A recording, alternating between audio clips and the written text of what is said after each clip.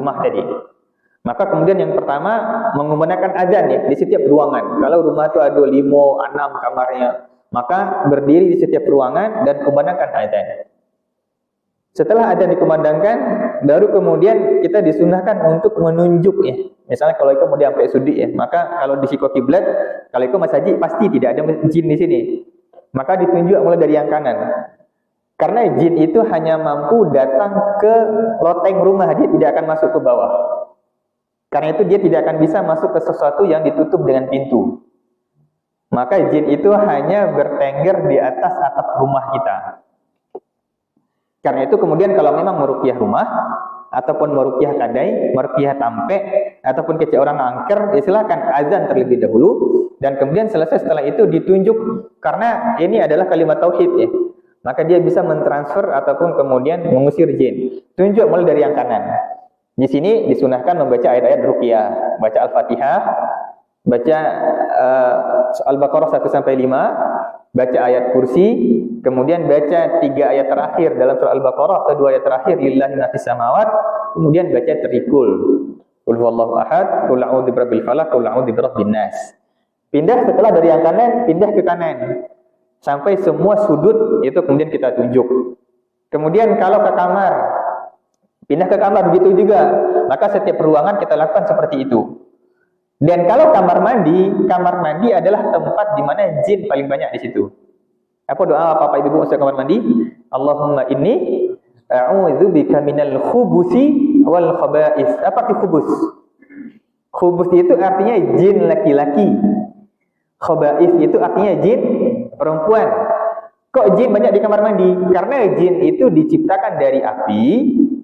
Maka yang membuatnya nyaman itu yang basah-basah.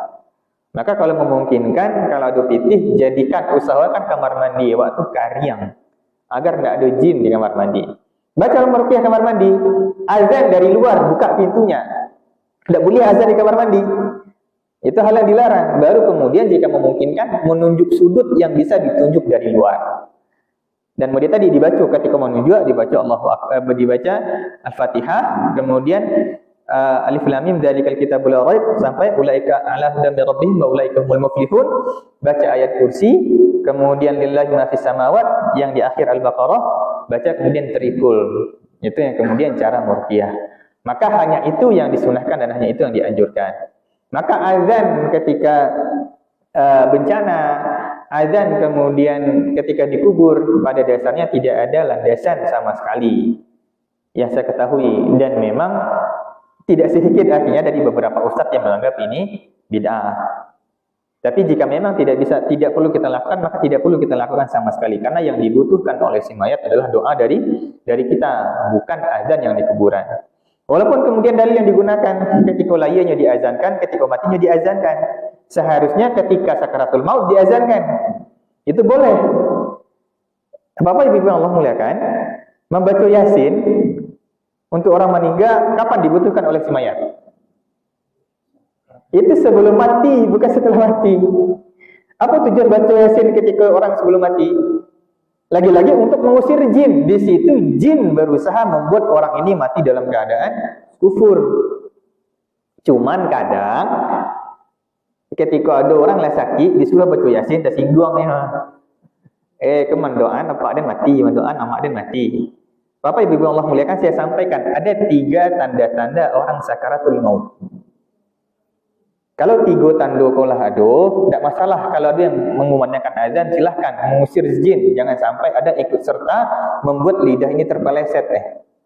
Kalau 3 tanda kaulah ado, jangan ditinggal orang yang sakit. Mulai keluarga, mulai melapangkan dada. Mulai kemudian ada yang membacakan Yasin. Karena apa? Sakaratul maut kok bisa capek, bisa lambe. Karena itu doa kita apa?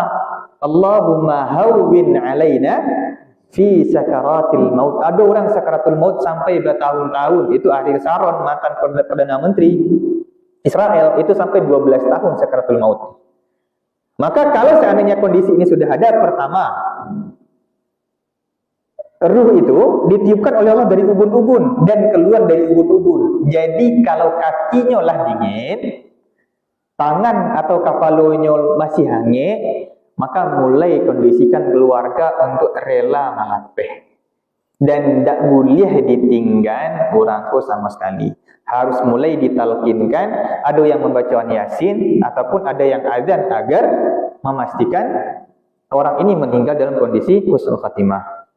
Yang kedua, kalau seandainya tubuh sudah mulai membiru, kok oleh mulai membiru badan orang tua, bapak ibu, berarti sudah dekat dengan sakaratul maut. Yang ketiga, orang tu kangean sami angeknya. Hari dingin, dia buka baju dan dia minta minum awih. Ketika dia minum, tak bisa dia minum. Dan ini yang terjadi pada Rasulullah. Ketika Rasulullah sakaratul maut, minta dibasahkan rambutnya oleh Ibunda Aisyah. Sekelas Rasul saya kesakitan ketika sakaratul maut. Maka ketika itu terjadi, apa yang lakukan model tadi? Tak boleh ada yang bayi, harus ada yang standby, harus ada yang tinggal mentalkinkan. Tak ada masalah. Ketika baca asyhadu alla ilaha illallah, asyhadu anna Muhammadar Rasulullah, bisanya sekali talkinkan balik. Tak ada yang mengecek, jangan kalaulah sekali jadi sabut balik kita. Tak ada masalah. Itu yang pertama. Yang kedua, pastian orang pun ada hutang lah, Bapak Ibu. Karena hutang pun yang mengambil orang pun meninggal. Kalau ada hutang, susahnya kita. Dan yang ketiga, ada orang tersakiti dia kita. Cari siapa yang ada hutang, siapa orang yang pernah tersakiti, minta maaf segera agar dimudahkan sakaratul mautnya ini. Mbak? Ya. Baru kemudian di antara hal yang juga harus diperhatikan adalah berkaitan dengan sihir, dukun dan yang lainnya. Kalau memang ada susu, ada yang lain, cabut-cabut capek. Karena jin ini yang di tubuh manusia ini akan berusaha membuat orang ini tidak wafat sebelum jinnya diwariskan. Itu permasalahan. Jadi memang yang disunahkan azan. Yang tadi pertama adalah memang meruqyah rumah yang berkaitan dengan mengusir jin, bukan ketika orang meninggal. Juga bukan ketika terjadi bencana. Maka tidak ada kaitan antara bencana dengan datangnya jin. Bencana apakah memang Allah menguji kita? Bencana apakah memang karena dosa-dosa kita? Maka azan tidak akan membuat dosa kita, dosa masyarakat digugurkan. Azan hanya menggugurkan dosa orang yang melaksanakan azan. Jadi pada dasarnya tidak ada anjuran di dalam Islam. Oke, ada lagi berkaitan dengan azan dan iqamah. Ya, adapun salat sebelum azan itu bukan merupakan bagian dari azan. Maka tidak ada kemestian. Kalaupun dia baca, jika sebelum azan dan setelah azan, ya itu tidak ada masalah gitu. Karena dia tidak masuk pada rangkaian azan. Sama juga kemudian pembahasan perdebatan tentang hukum membaca niat mengeraskan atau melunakkan sebelum sholat ya. Tidak ada masalah dia Bapak Ibu. Karena niat kanyo karihan kanyo lunaan selagi sebelum baca Allahu Akbar itu tidak ada masalah. Kemudian orang kini sedang imam mengecek, tolong Bapak Ibu luruskan saf. Matian api, tasarah anak keceknya selagi sebelum takbir itu tidak ada masalah. Yang jadi masalah adalah jika sudah dilakukan ketika di dalam sholat, itu yang jadi permasalahan. Walaupun memang Rasulullah tidak pernah mengajarkan hal ini, tapi kalaupun ada yang pengen membaca hal itu, ya hal itu tidak menjadi permasalahan besar selagi tidak dibaca dalam rangkaian azan tadi. Oke. Ada lagi? Pertanyaan?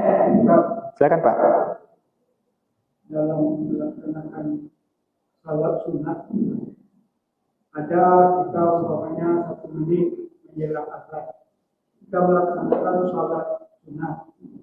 Tahu-tahu waktu kita sedang baca Al-Fatihah orang azan. Ya. Apakah boleh dilanjutkan salat sunat kita? Ya. Kita akan masuk ke sini langsung saya jawab ya. Bapak Ibu Allah muliakan, di sini ada 2 amal soleh ya. Pertama, melakukan salat tahiyatul masjid. Yang kedua adalah menjawab azan. Kalau seandainya memang orang sedang azan, maka kita disunahkan diam dulu menjawab azan karena pahala menjawab azan itu sangat besar. Tapi kalau ternyata kita sudah sholat dan kemudian azan, maka lanjutkan sholat, tidak ada masalah. Ini 2 ibadah yang tidak saling bertolak belakang. Tujuannya mengawal dengan azan dulu agar dapat pahala kedua-duanya. Pertama pahala menjawab azan, yang kedua pahala melaksanakan salat tahiyatul masjid. Tapi ada kondisi tertentu. Kondisi pada salat Jumat. Yang apa-apa terutama.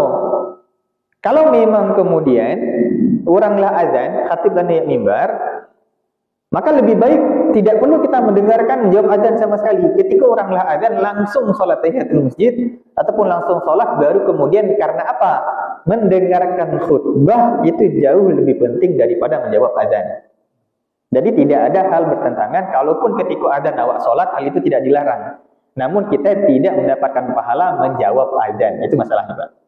Jadi nggak ada larangan, sedang apa sholat, lanjutkan silahkan. Jadi itu dua ibadah yang memang kenapa kemudian guru-guru kita mengajarkan jangan azan dulu kita, agar dapat pahalanya kedua-duanya, dapat keduanya.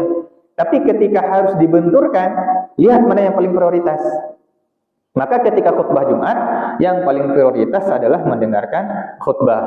Tapi kalau seandainya tidak ada agenda yang lain, orang laka azan, jangan langsung sholat gitu. Jangan azannya dulu, selesai azan, baru kemudian sholat, dapat pahala dua. Situ Pak. Yuk, pernah awak menjawab azan wajib. Kalau kita sholat sunat, cuma sunat mana yang didulukan, sunat atau wajib? Iya, menjawab azan sebenarnya bukan wajib ya. Di hadisnya tidak dikatakan wajib sama sekali, tidak. Menjawab azan itu di sini, sebentar. Disunahkan oleh Rasulullah, idza sami'tumul muadzin faqulu mithla ma yaqul. Ini redaksinya. Tidak dikatakan wajib secara spesifik. Jika kalian mendengar suara muadzin, maka katakan sebagaimana yang mereka katakan. Maka tidak ada redaksi mengatakan di sini wajib. Dan perintah di dalam hadis bisa bermakna sunnah. Banyak hal kan yang kemudian bermakna sunnah. Kapan hal itu bermakna sunnah? Ketika jika tidak dilakukan tidak ada hukuman. Karena itu kalau ada orang tidak menjawab azan, tidak dihukum, tidak berdosa ya. Nah ini membuktikan dia sunnah. Jadi pada dasarnya dia tidak sampai pada strata wajib. Dia sampai pada strata sunnah muakkad yang jika dilakukan berpahala. Ini yang membedakan antara perintah kapan sifatnya ini berkaitan dengan sunnah atau berkaitan dengan wajib. Kalau wajib disuruh menjawab dan kemudian tidak menjawab, ada ancaman. Maka tidak ada ancaman bagi orang yang tidak menjawab azan. Di situ dipahami kalau hal itu sunnah. Jadi tidak wajib sebenarnya Pak. Walaupun hadisnya dianjurkan kita mengatakan sebagaimana yang dikatakan oleh muadzin. Itu Pak, Allah a'lam. Oke, kita lanjutkan sedikit. Ini ya, tadi sudah terjawab sebagian. Ada beberapa adab berkaitan dengan orang yang mendengar azan. Pertama adalah memang menjawab azan. Ini berlaku bagi laki-laki dan perempuan dan ini hanya berlaku bagi azan pertama. Contoh di siko agak di antara dua masjid. Dan masjid itu lah selesai azan, lah selesai wajah kita. Sudah tu azan je lain. Maka cukup hanya azan pertama yang kita jawab. Kalaupun kemudian terdengar azan, maka kita diam dan hanya azan pertama. Hanya itu yang disunahkan. Karena mungkin akan azan balik sehingga kemudian waktu kita habis untuk itu. Dan kemudian ada perbedaan pendapat terkait bagaimana menjawab azan ketika as-salatu khairum minan naum. Di sini ada dua pendapat ya. Yang jelas ketika hayya 'alas shalah, hayya 'alal falah kita membaca la haula wala quwwata illa billah. Tapi berkaitan dengan as-salatu khairum minan naum, tidak ada hadis secara spesifik mengatakan jawabannya seperti ini seperti itu. Maka ada dua pendapat di sini. Kalau Imam Syafi'i mengatakan shadaqta wa bararta. Yang sampai salah ya. Wa bararta wa ana 'ala dzalika minasyahidin. Ini yang pendapat Imam Syafi'i. Shadaqta, kamu benar, wa bararta, dan kamu telah melakukan kebaikan, wa ana 'ala dzalika minasyahidin, dan aku terhadap hal itu bersaksi bahwasanya engkau benar. Jadi bukan ada beberapa yang salah ya mengatakannya. Jadi shadaqta, kamu benar, wa bararta, ataunya dua. Jadi barra ya burru bararta, dan kamu telah melakukan kebaikan. Baru yang kedua, ini pendapat jumhur karena tidak ada hadis dan Rasulullah mengatakan faqulu kama qala al-muadzin. Katakan sebagaimana yang dikatakan muadzin, maka boleh juga menjawab dengan as-salatu khairum minan naum, juga kita mengatakan as-salatu khairum minan naum. Kedua ini boleh dilakukan. Begitu cara menjawab azan. Oke, kita coba kelarkan segera. Kemudian bersalawat sebenarnya disunahkan malah setelah mendengar azan. Bukan sebelum azan. Ada hadisnya. Idza sami'tumul muadzin faqulu mithla ma yaqulu tsumma shallu 'alayya. Maka memang salawat itu sebenarnya sunnahnya setelah azan, bukan sebelum azan. Cuman kan sebelum azan bukan baca salawat ya. Orang biasanya membaca ayat innallaha malaikatahu yusalluna 'alan nabi. Ini hanya perintah salawat. Ya ayyuhalladzina amanu sallu 'alaihi wa sallimu taslima. Ini ayat dalam surat Al-Ahzab. Tapi bukan bersalawat. Maka salawat ini dianjurkan setelah, apakah sebelum membaca doa azan atau setelah membaca doa azan. Boleh membaca Allahumma shalli 'ala Muhammad wa 'ala ali Muhammad. Dan kemudian berdoa ya. Allahumma rabb hadhihi ad-da'wati tammah was-salatil qa'imah ati Muhammadanil wasilata wal fadilah wasyarafa bad-darajatal 'aliyata ar-rafi'ah wa ba'athul maqama mahmudan alladhi wa'adtah innaka la tukhliful mi'ad. Maka di sini di antara fadilahnya Rasulullah mengatakan faman sa'ala li al-wasilah halat lahu syafa'ah. Maka siapa yang meminta doa seperti tadi, maka dia berhak mendapatkan syafaat dari Nabi Muhammad. Hadis riwayat Muslim. Ini di antara fadilah membaca doa setelah azan. Syafaat Rasulullah sangat kita butuhkan nanti di hari kiamat. Baik, itu di antara beberapa adab ketika mendengar azan. Wallahu a'lam bishawab. Terakhir jika ada pertanyaan sebelum kemudian kita tutup. Silakan. Jadi doa yang dibaca muadzin sama yang mendengarkan itu sama. Sama, tidak ada beda sama sekali sebenarnya. Karena jika selesai, di sini ya saya bacakan hadisnya secara spesifik. Ada beberapa doa ya. Kalau di sini ada beberapa doa. Kalau hadis yang tadi, di sini Rasulullah mengatakan, "Idza sami'tumul mu'adzin faqulu misla ma yaqul." Jika kalian mendengarkan muadzin, maka katakan seperti yang dia katakan. "Tsumma shallu 'alayya." Kemudian bersalawat kepadaku, "Fa innahu man shalla 'alayya salatan sallallahu 'alaihi biha 'ashran." Siapa yang salawat kepadaku sekali saja, Allah bersalawat kepadanya 10 kali. Summa salullaha li al-wasilah. Kemudian minta kepada Allah agar aku diberikan wasilah. Fa innahu manzilatun fil jannah. Karena dia adalah salah satu posisi nanti di surga. La tanbaghi illa li ba'di li 'abdin min ibadillah. Dan dia tidak berhak kecuali bagi hamba-hamba Allah. Wa arju an akuna ana huwa. Dan aku berharap aku dan orang yang meminta kepadaku wasilah, Allah berikan syafaat. Maka di antara doa yang tadi itu yang pertama, kemudian yang kedua ini yang juga ya, di antara doa yang diperbolehkan, hadis diriwayatkan oleh riwayat Muslim ya. Man qala hina yasma'ul muadzin, siapa yang mengatakan ketika muadzin selesai membaca azan, asyhadu an la ilaha illallah wahdahu la syarikalah wa anna Muhammadan abduhu wa rasuluh raditu billahi rabba wa bil islami dina wa bi Muhammadin rasula wa bil islami dina ghufira lahu dzambuh, maka diampuni dosa-dosanya. Ini hadis riwayat Muslim. Hanya dua doa tadi yang diriwayatkan secara sahih dari Rasulullah SAW. Yang Allahumma rabb hadhihi da'wati tammah itu riwayat Imam Bukhari. Yang baca asyhadu an la ilaha illallah syahadatnya, dan kemudian raditu billahi rabba wa bil islami dina wa bi Muhammadin nabiyya wa rasula, itu riwayat Muslim. Maka itu juga boleh ditambahkan. Wallahu a'lam. Baik, cukup mungkin insyaallah Bapak dan Ibu yang Allah muliakan. Semoga di sini mungkin yang menjadi perhatian adalah tadi ya, ketika anak-anak kita membaca azan, jika ada redaksi lafaz yang salah, perlu dibenarkan dan perlu diperbaiki agar tidak salah dalam melafazkan dan tidak salah dalam arti yang seharusnya. Mari kita tutup dengan doa. A'udzubillahi minasyaitonir rajim. Bismillahirrahmanirrahim. Alhamdulillahirabbil alamin. Hamdan syakirin, hamdan yuwafi ni'amahu wa yukafi'u mazidah. Allahumma ighfir lana dhunubana wa liwalidina warhamhum kama rabbawna shighara. ولجميع المسلمين والمسلمات والمؤمنين والمؤمنات إنك سميع قريب مجيب دعوات يا قاضي الحاجات. ربنا تقبل منا إنك أنت السميع العليم وتب علينا إنك أنت التواب الرحيم. اللهم كما جمعتنا في هذا المجلس فجمعنا في جنتك العلى يا رب العالمين. ربنا آتنا في الدنيا حسنة وفي الآخرة حسنة وقنا عذاب النار. سبحان ربك رب العزة عما يصفون وسلام على المرسلين والحمد لله رب العالمين.